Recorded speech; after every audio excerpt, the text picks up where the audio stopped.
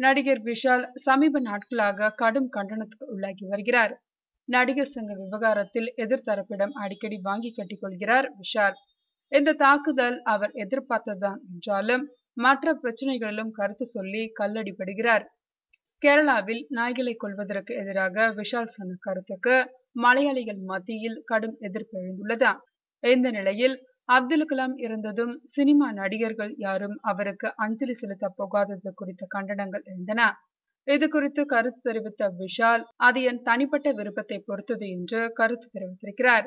விஷால் இப்படி சொன்னதை கேட்டதும் மக்கள் பொங்கி எழுந்துவிட்டனர்.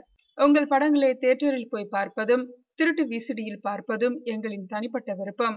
அப்படி இருக்க திருட்டு விசிடிக்கு எதிராக சவுண்ட் கொடுப்பது ஏன் என்று தொடங்கி சகட்டு மேனிக்கு விஷாலை திட்டி வருகின்றனர்.